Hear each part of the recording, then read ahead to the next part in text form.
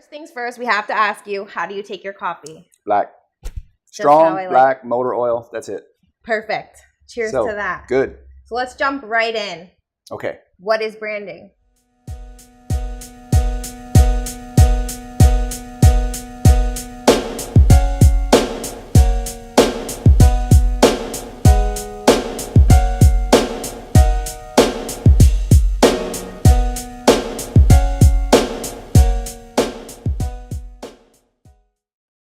Hello everyone, and welcome back to Coffee Talk, where we sit down with industry experts to gain insight and inspiration.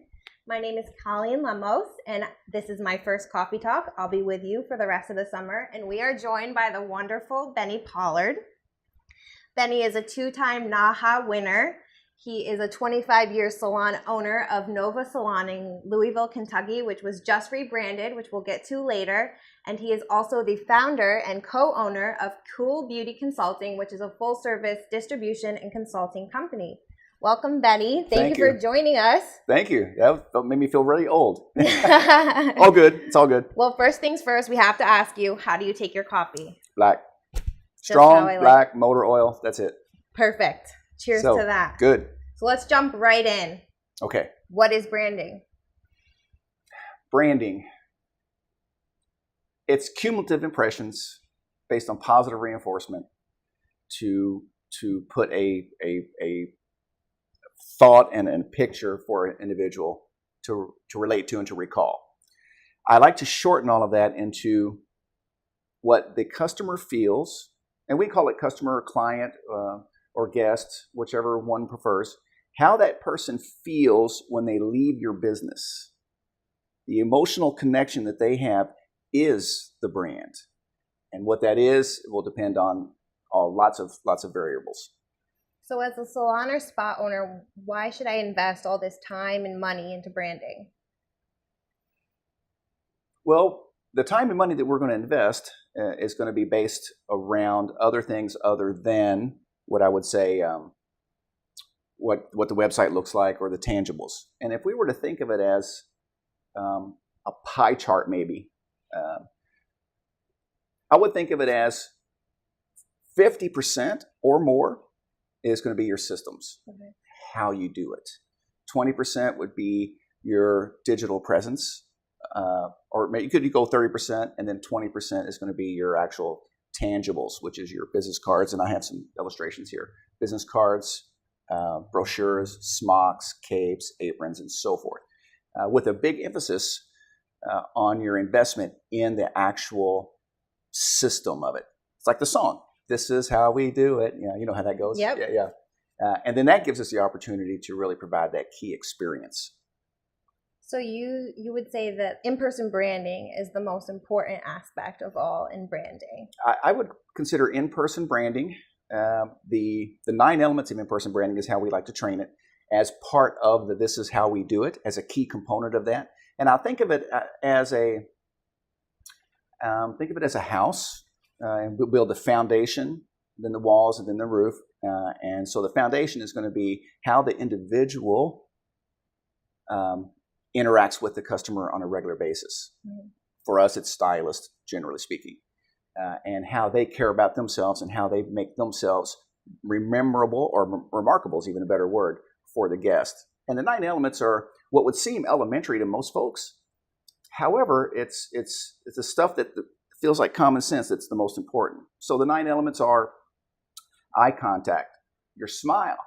Even if you only have one tooth, you got to get it out. The handshake, the business handshake, the wardrobe, how you present yourself to the public. And most folks in the higher end salon market, they really appreciate style. So the more stylish one is, the more, should I say, effect or credibility that they will have with the guest. Your scent, the way you smell, good breath, good cologne, so to speak. The first thing a customer will do when looking at products is going to be open the bottle to smell it. Your posture, very important. That telegraphs the way you feel about yourself. Your dialogue and your delivery. And if I may, I'd like to spend a moment on this one. You see, we as individuals are the most responsible party for whether someone hears us or not. So my ability to communicate with you and have you hear me deeply is going to be all in my responsibility. So how I say things to my customer, for example, when we talk about rescheduling, here's what I want you to do. I want you to schedule your next 2 appointments. And the way I deliver that will allow the customer to hear me correctly. And it depends on in anything that we want to talk about, whether it's additional highlights, take-home hair care, rescheduling, how I deliver that information to them is going to be paramount. And that's part of your personal brand. Next one's going to be punctuality. Are you on time? Do you start on time? Do you finish on time? Sometimes a salon will get a phone call and it'll go like this. Hey, I have an appointment with so-and-so. Is she on time today? Well, that's a very big red flag in your system's branding. You've been branded as tardy at that point. And last but not least is going to be a good attitude. So that is the foundation for the individuals in there, and then the rest falls in line with your system. Interesting. So it sounds like many of these things and these 9 elements of in-person branding are often very overlooked by stylists and the system within the salon. So what are some other things that are often overlooked when it comes to branding? I think, again, I'm going to go into systems and operations, and I think your scripting, your dialogue, the way you handle your telephone. We always recommend doing a salon tour. We want to make sure that the client will feel as if they've known you for 25 years within a 3 or 4 minute period. Wow. That allows them to feel very comfortable in your space, allows them to understand everything that is offered in the space. Quite frankly, it lets them know where the restrooms are so they don't have to ask. And then that relationship starts to build right there. So highly recommend that scripting, and so to speak. And I'm going to go back to some of the printed material for a second too, to keep your name in front of the customer the entire time and the whole time they're in a visit. Now here's an example. In our hair salon industry, obviously we have mirrors.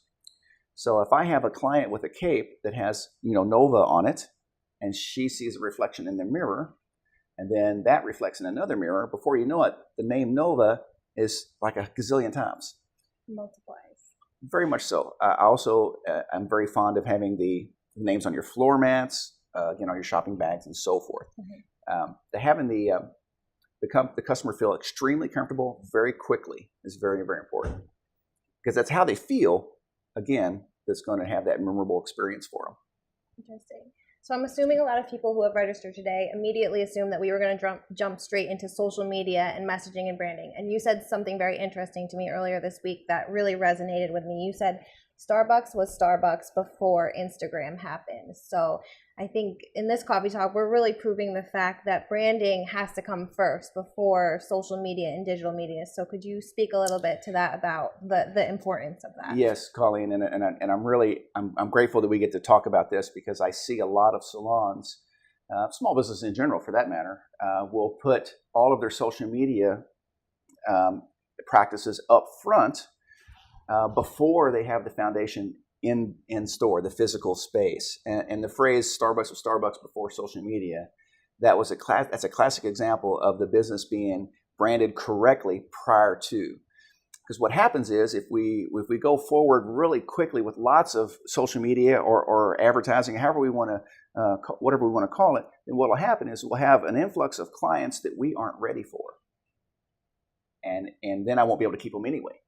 So by having my system branded completely in place, hitting on all cylinders, when I unleash my social media platforms and any other type of advertising, then I will be able to retain those customers, because I can make sure the experience stays the brand. Very, very clever, and I love how we're using the Starbucks as an example. Those are words to live by. So, how do I know as a salon or a spa owner when it's time to rebrand? Because we've done Nova and rebranded from Hair by Bennie and Friends to Nova, what we've discovered, I get that question a lot, and what I try to share with folks, unless you have a monumental experience happening in your business, I don't really see the need to rebrand. A lot of companies will spend an exorbitant amount of money rebranding, and if you ask them why they rebrand, they're like, I don't know. Change of ownership, change of partnerships, retirement, sale. There's many different reasons. I particularly rebranded simply because I was no longer accepting appointments in the salon, and for 20 plus years, it was all about Bennie Pollard, and recognizing the importance and the love I have for my team. I'm taking my name off, and we're going to build Nova as a group and as a team of individuals, and having them be able to be confident in the brand of Nova and not being all about Bennie anymore. I think it was great. It was very positive for the team as well. And if I had to do it over again, quite frankly, Colleen, I probably wouldn't have put my name on it to begin with. Interesting. Right. I mean, I don't know. I don't think Howard Schultz is Starbucks is his last name. So, I know we've said that a couple of times, but it's a great example. So if a salon or spa isn't going through this monumental shift, would you recommend more so nurturing certain parts of the branding that need a little bit of TLC rather than a complete overhaul of rebranding? Absolutely. And I think that if we really dig into, this is how we do it again, and really look closely at what they would need to work on, simply how they answer the phone. Thank you for choosing Nova Salon, where we love every hair on your head. My name is Bennie. How may I assist you? Something that can make you stand out from the crowd that doesn't require big time investment, and to work on their systems internally. I think that would be the best use of funds to start with. Okay, so let's get into talking about Nova. You just rebranded it. The first question is, why did you choose the name Nova, and does it have any significant meaning? Well, quite frankly, I like how it sounds. I like that it's only 4 letters, and it's easy to print, easy to reproduce, and easy to make it look really good. And quite frankly, it was one of the few web domains we could purchase, which I thought was very interesting. It's an important one, though. Yeah, I really like it, and now that I've been in business for a while, I look for ways to simplify the message for the best impact for the marketplace. And Nova sounds good too. It does. Sounds good, looks good. It's very regal. I like that. Thank you very much. You're welcome. Regal. Okay. So what was everything that was taken into consideration when you rebranded Nova? Well, there was lots of things that would seem typical to take into consideration. New business cards, new capes, maybe a new paint job and so forth, which we did all of the above.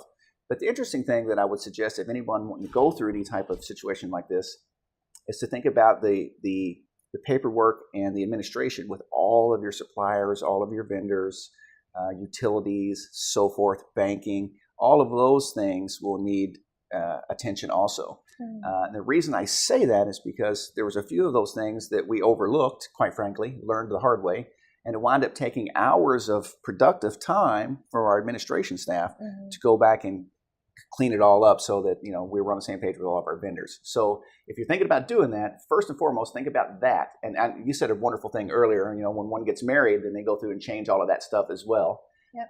So that was a great example. They still won't let me pick up my Target orders because they have a different last name. So there's little places that you don't think of. There you have it. And how much time does it take to keep up with that? So long. So something that's undervalued a lot in most people's mind a lot of times is how much time it does take to do some of these things. So I highly recommend keeping that up on the front end of it.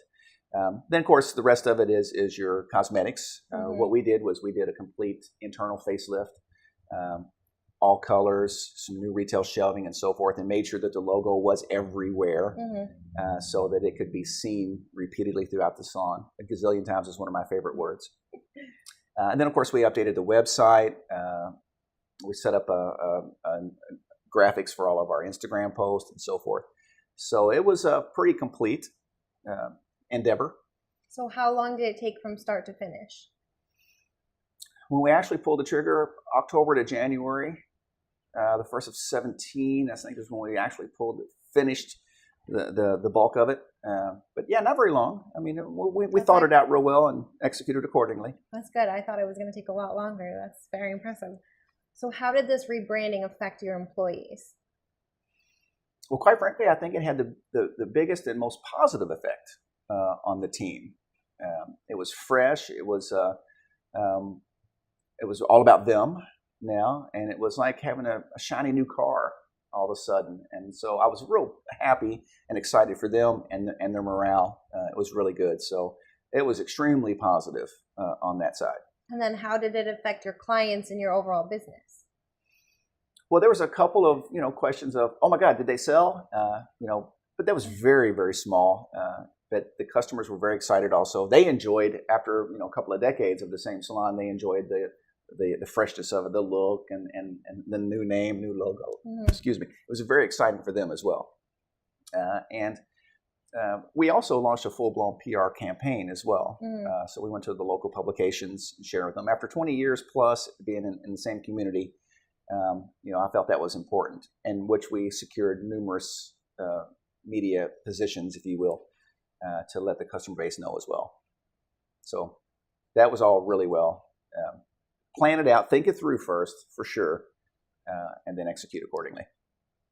So I know we've talked a little bit about how you have to have your branding set in stone before you move on to social media. But the truth is, every one of your clients has the internet right in the palm of their hands. They're going through social media when they're sitting in their downtime. They're looking up things on the web.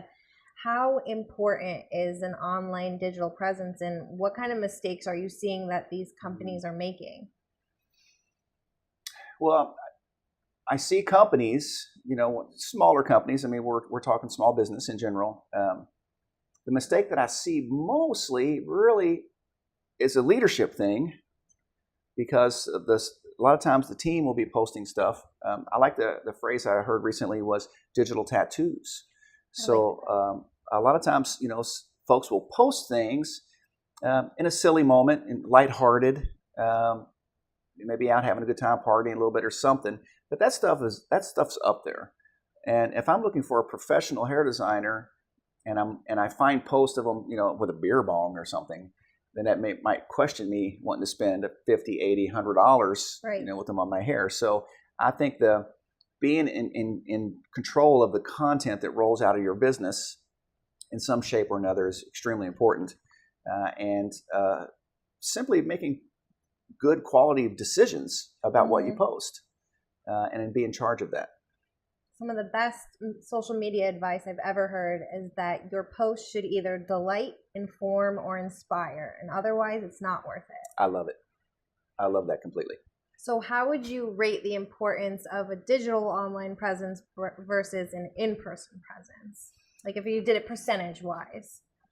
That's great. I think I would probably look at a 25 or 30% digital, and 75%, I'll say tangible or internal. So with your 9 elements of in-person branding, your systems, and how you answer the phone, and so forth. I think all that has to be in place at a little higher level, and social media to be used as a driving force to have the marketplace experience what you've built. And I think that's really good, because once they come in and touch, people still like to be with people. Yeah. And we want to make sure that resonates. Again, as we said earlier, the emotional moment when that person leaves, that's the brand. And they didn't get that from the Instagram post of the cool haircut. Right. They got it from the one-on-one, being on purpose in my dialogue and delivery, making sure I look you in the eye, and the eyes are still the window to the soul, as they say. Well put. So I have another question. So when you did all of your rebranding at Nova, did you sit your team down and say, this is what happening in a team huddle, and you all went over the scripts? How did it happen from the top down, or it was a gradual thing? What was the process like of kind of rebranding every aspect of when the client walks in the door, their whole new experience is Nova now? And how did that happen? That's a great question. And in combination with my business partner, Lindsay, who works with me at Nova exclusively, the systems branding was already in place. Okay. So when we did the full Nova itself, it was simply in the visuals and the tangibles and the name. All the systems, all the tour, except for from this name to this name, everything was already solid and in place for years. Okay. So the transition for us was relatively simple. When it comes to a salon that's just opening, set that stuff up in the beginning, and then go about your launching your campaign, social media or otherwise. As far as us, it was simply a powwow with the team. Here's where we're going. Here's the new script, which is virtually the same with a new name in it, and so forth. So it was pretty clean for us at that point based on our previous experiences. Did you send a mass email to your clients saying, hey, we're Nova now? Yeah, we did that. Of course, social media. We use social media, and that was social media was a great avenue for us to alert the public as well as our clientele. Also, in concert with the public relations campaign as well, and we did purchase a few traditional advertising methods to have again the word campaign, right, so that it all goes in lockstep. Which ones did you purchase? What? We did a little bit of local magazine from the more the artistic side, and then a local business magazine. We participated in them as well as sent all the public press releases as well. Wonderful. So we have some really great questions from our audience for you. Okay, great. So I think first one, how do you crush the competition when competitors are discounting and the patient's only concern seems to be about the price? In my humble opinion, the most important thing is to decide where you want to be and who you are as a company. Mm-hmm. Sometimes I'll get questions like that, and I think what I'm seeing and what I'm hearing is that we haven't really made a decision yet on what kind of company do I exactly want to be. Do I want to be a higher end, style oriented, experiential type of a business, or am I looking at a high volume, budgetary type of a business? Mm-hmm. And I think once the business makes the decision on who they want to be, that will no longer be an issue. If I'm wrestling internally with price in my business, then that's telling me that I'm trying to play too much to everyone and not picking my audience correctly. And there's salons that are really into selling style and experience and looks, and then there's lots of salons that focus on haircuts, volume, taking care of the kids. I mean, whatever it is. And there is a place for all of us. And it's most importantly to figure out who they want to be. And that question will probably come right off the table. So how do you motivate stylists to use social media consistently to promote their work? I could talk about this one for about 7 years. I think what I would do and what I would recommend is for the salon itself to be in charge of posting the social media. So here's an example. We have an area set up that we use as our photo studio, and we have our own company-owned iPad, and we do the bulk of our photographs of our clients and so forth for social media ourselves, and we're in charge of making sure that happens. Each photo has the logo and the whole thing. It's very, very clean. And here's a comment I like to say on the side of this. The cleaner your background for your Instagram post and so forth, the more your hair shows up and the prettier your color will be. So we make sure that we keep a very clean white background, and then we insert our Nova logo where appropriate. Now, we do encourage our team to do it as well, as long as it's always being tied to the Nova or to Nova Salon. Mm-hmm. So it'd be ex-stylist Nova Salon, then Nova Salon post. So do I encourage them to do it? Absolutely. Do I worry about them doing it all the time? No, because we're going to do it too. And we have a full-time person that we have on retainer, mm-hmm. that helps manage all of that content as well. So we're basically coming at it both ends. So to the salon owner who asked the question, I would suggest take charge of it yourself and set up an area where you guys can actually shoot and monitor and build your brand too. Because at the end of the day, the salon owner, mm-hmm. Or the business owner is the one that's in charge of what happens for the brand. Right. So when you're posting educational content, do you find that videos or text are most effective for engagement? I like videos. That's a very short answer. I like video. I mean, here we are today doing video. I'm a big fan of the video. I think text has its place periodically in combination as a supplement, mm-hmm. to video, but I'm a big video guy. I'm also a hairdresser too, so I like everything visual. So how do you ask to get referrals from existing clients? You know, it's really bizarre how much I get this question. Well, you know, every ancient teaching says something to the effect of ask and you shall receive. Mm-hmm. And the most important thing is to ask the customer. You know, so if I finish your hair, Colleen, I'm going to say, will you please send me all your friends and family? and it's going to be an abrupt question. And when we ask the question, there's an emotional trigger that happens, I found, that the person said, sure, I'll do that for you. And I think it's human nature. And I think, generally speaking, all humans are nice and they want to do what's right. And when you ask them for something, they'll generally help you. And that is the most simple thing ever that I have found to build a clientele super fast, is simply asking for the business. Will you please send me your friends and family? So do you have a client loyalty program that kind of supports this asking? Do they work in tandem with each other? Thank you. That's a great question. Yes, I do. However, I do want to qualify that. And we have all been to the sandwich store, or, as I was growing up, it was the CD store too, which I'm just dating myself again. And you get the little card and you buy so many sandwiches, and, they click it and then you get your free sandwich. Mm-hmm. The problem with that is most of the time they're never redeemed. And I think most businesses realize that. And so what we do is we ask for the business. So actually, this is a great segue. So I would ask you, will you please send me your friends and family? Mm-hmm. And 99.99999% always say yes.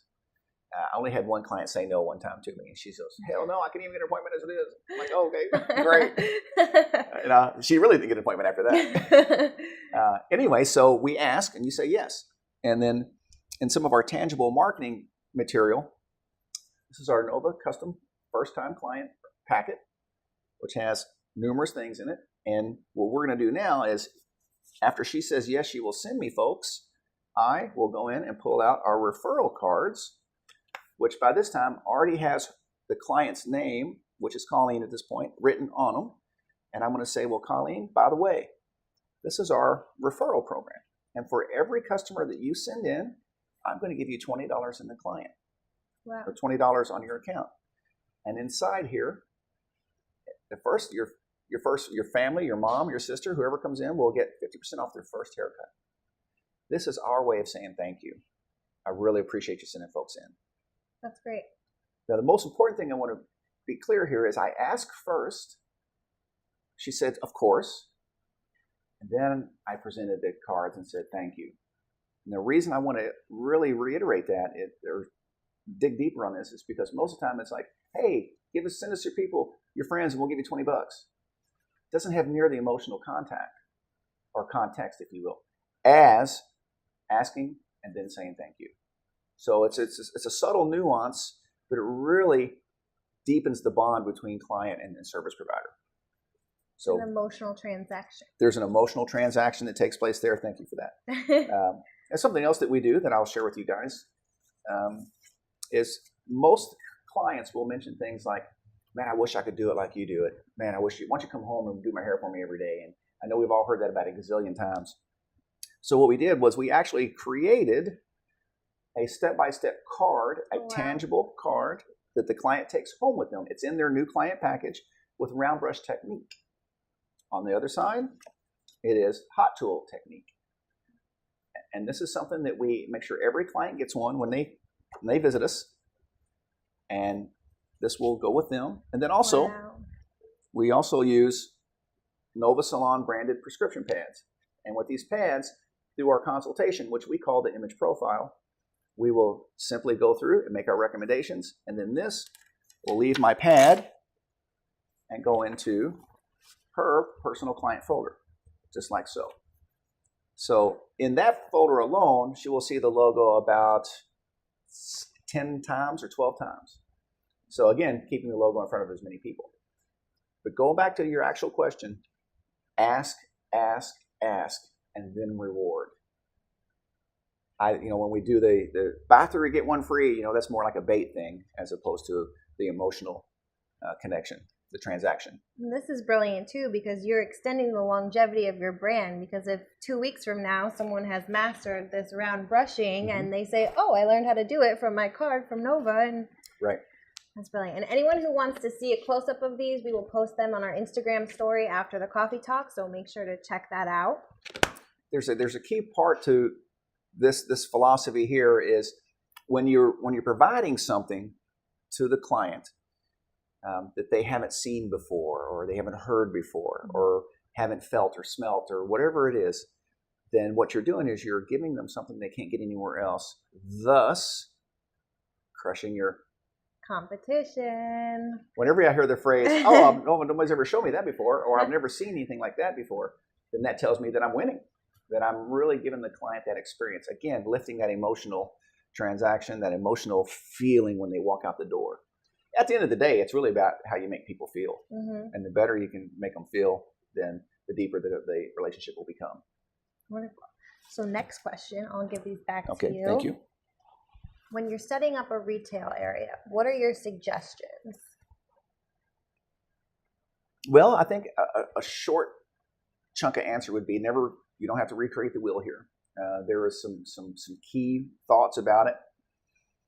First, I think statistics show most folks will look to the right when they walk into any retail environment. When I first heard that statistic, I started checking myself when I would walk into department stores and so forth and watch how my body and my head would go.